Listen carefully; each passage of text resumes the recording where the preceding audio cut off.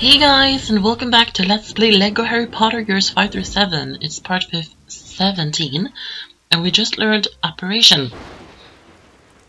As you remember from the previous part, we were at the wedding, but the Death Eaters attacked, so we had to escape. So now we are on the streets of London. We've been here before, but as I said, the times that we've been here, we haven't explored it, so we'll be exploring most of it in this part. Actually, there are some interesting stuff you can get here at the streets of London. Here's a random gold brick. It's also always nice to get gold bricks. We have 58 now. And as I said before, I don't know if I'll be doing this Let's Play 100% yet. I have no idea. We'll wait and see. Maybe I'll show some extra stuff at the end. And there's a student in Peril as well. We get a lot of studs for that. There's nothing else to get from there, so yeah. And there are other stuff on the other side as well, but we'll be going over there later on in this video, so we'll take that then. Let's just head into the cafe.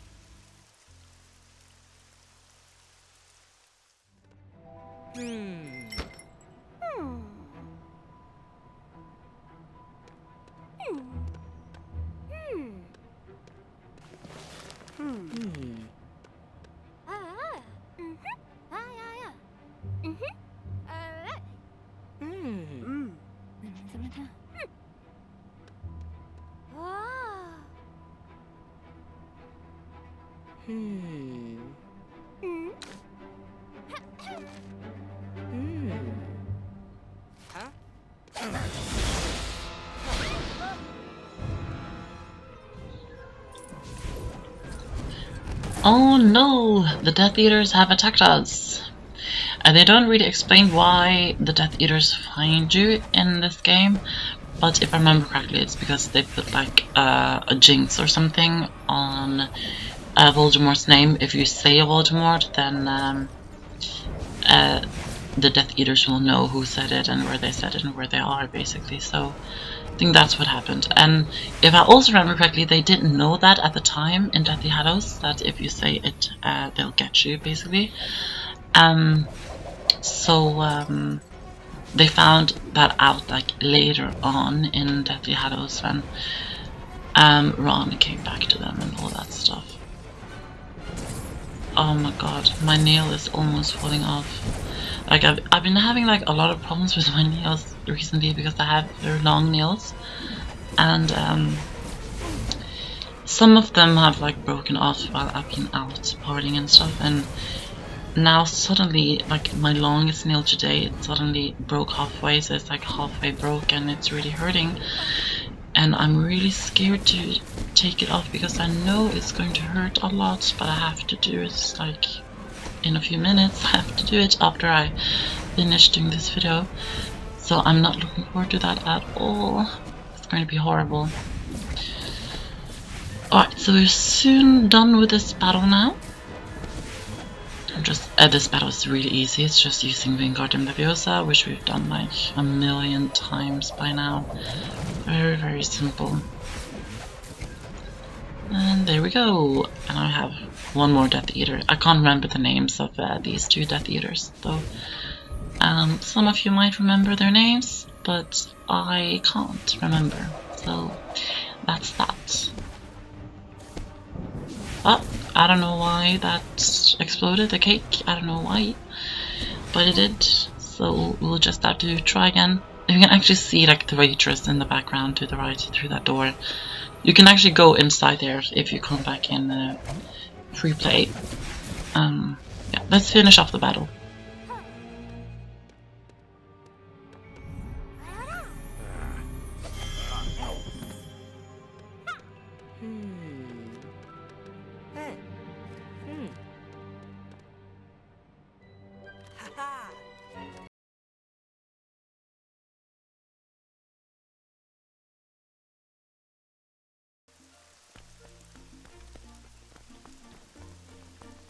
So it seems that Dolores Umbridge has the locket. So we need to find our way inside the Ministry of Magic and steal the Horcrux, the locket, from Umbridge. that is what we're going to be doing. But as I said, there's some extra stuff you can explore around here. We're just going to bring this light over here, and that will give you a character token, which is Rufus Scrimgeour. He's the Prime Minister in the previous year, I think. Yeah. Nothing in the phone box, I think. You can use Aquamenti on like the funny Lego graffiti on the walls. That's a bit fun. And that gives you character tokens. This is Methode Horcrux, which we'll see more of later on in the video for the next level, level 2 of Deathly Hallows Part 1. And there's Mary Cattermole. We'll also see more of her. We'll be doing the level now.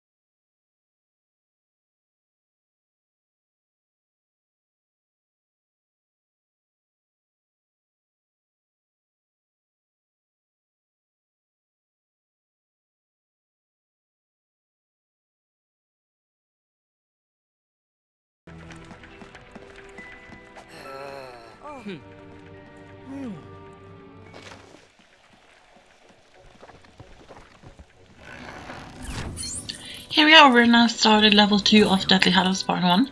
We're inside the Ministry of Magic, and we need to steal back the Horcrux Locket from Dolores Umbridge. I'm actually a little bit surprised that we didn't go to Grimmaild's place before we did this, because there are lots of different things that happen at Grimmaild's place before we enter here, but I can understand why they didn't include it, since it's not really like that much action going on there, but I kind of feel like they should have included it a little bit, that we went there basically, because they kind of completely ignored Grimmaild's place in Deathly Hallows, which is not correct. That's not how it is in the story, but as I said, I can understand why they did that. So let's set up this. I can't remember the name, as I can never remember the name of anything in this in Harry Potter, but this is going to cause quite some chaos, which is always fun. Yeah, just like that. That's really funny, actually. And everyone's just running around, like panicking. So we need to get inside Umbridge's office, but there on the door, if you can see it, there's an eye. It will see you, so we can't enter the office, because the eye is watching us. So we need to... And there's, by the way, Ron, Red Cattermole, which is exactly who we're playing as right now. So we need to make the eye like not see us, basically. So we're going to play some music for it and make it fall asleep, just like we did in Philosopher's Stone. Ah, it's falling asleep. That's cute. Now we can head inside.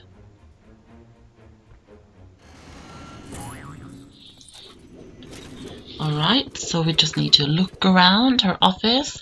I actually think Like, how the office is built is quite cool, but I don't like the colors, like the pink colors. I don't like that. But the room itself is like quite nice. I could easily have an office there. If I had an office, if anything, if I had a job, that is.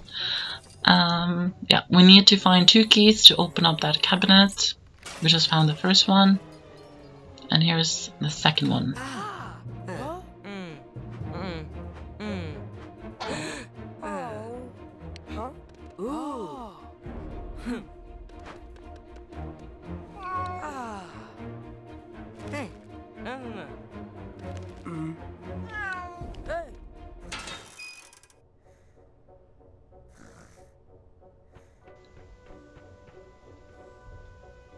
So in a weird way, we just found out that Umbridge is actually wearing the locket.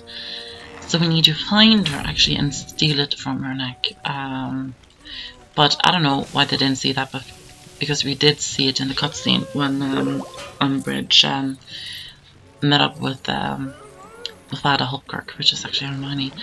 And we saw that she was wearing the locket, so I don't know why they're so surprised that the locket was not in her office, because we could obviously see that she was wearing it. So yeah, I don't know what that is about. I don't really understand that, but that's okay. I guess. So now let's remove that bad weather for that guy, and he will open up the gate for us, so that we can take the elevators down to the rooms where they do the hearings. Let's do that now. But first we need to enter the elevators. This is just like in the first level of Order of the Phoenix when we were at the Ministry of Magic. But this is different elevators. It's not like on the same floor.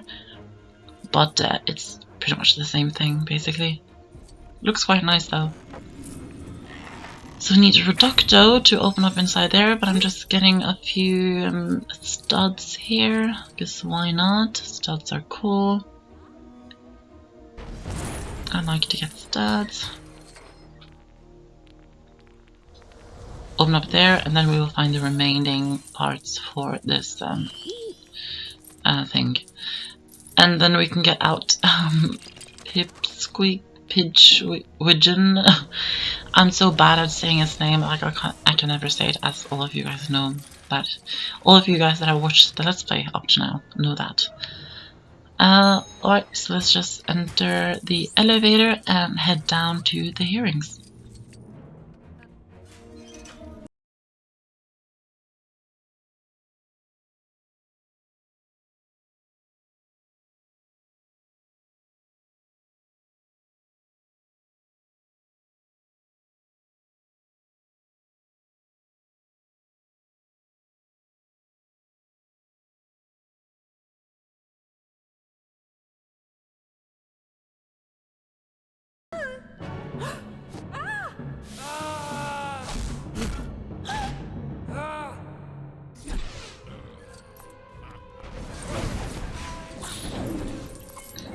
It was really weird how Harry just suddenly transformed back to himself. Like, it seemed a bit strange that he got angry, because we couldn't really understand why he got angry, kind of. So yeah, that was a little bit weird, to be honest, but it's a Lego game. It's supposed to be a bit weird and funny, I guess. It's not supposed to be completely true to the story. So, yeah, understandably. Alright. We just need to fight some of these Ministry of Magic guards. Random wizards. And as you can see, we're kind of like fighting Umbridge too, because we're using Wingardium Leviosa to throw stuff back at her.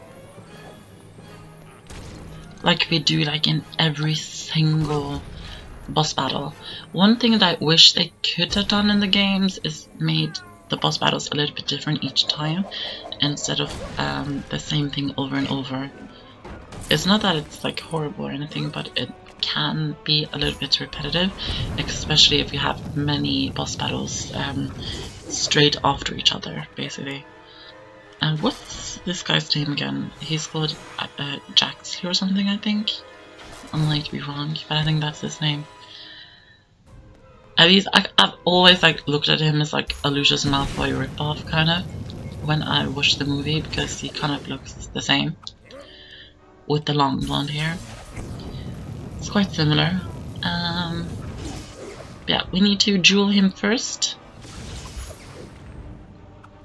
He just has 1 health left now. Oh, you got us with the Aquamenti. They always seem to get us with the Aquamenti.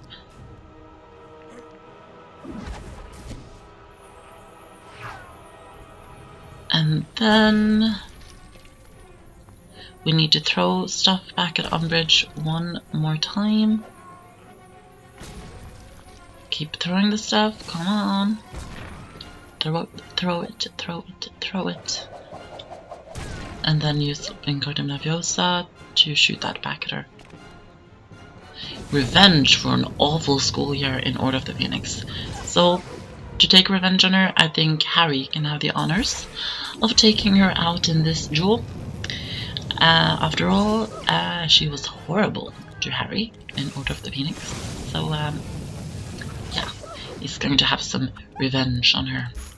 Because that's definitely what they both deserve. Let's take her out.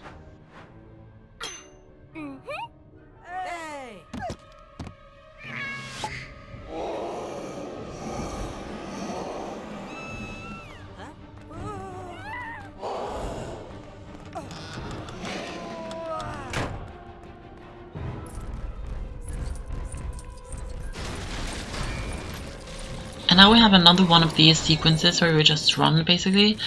But if I remember correctly, this one is a little shorter. So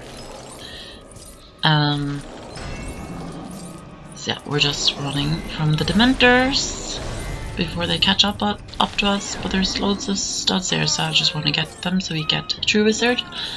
There we got it, and here's lots of studs actually that I didn't get. But you can return there in free play and get all the studs if you want to.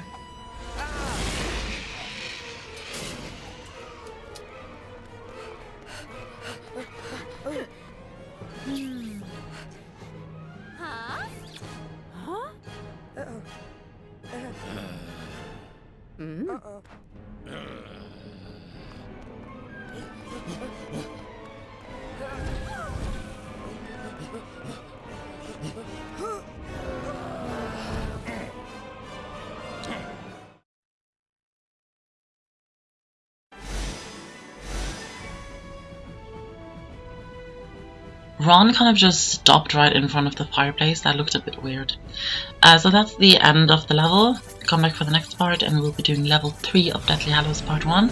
Make sure you like the video, comment, subscribe and share the video. And also follow me on Twitter for frequent updates. The link is always in the description of every video. So come back for the next part for level 3 of Deathly Hallows Part 1. See you then everybody. Bye bye.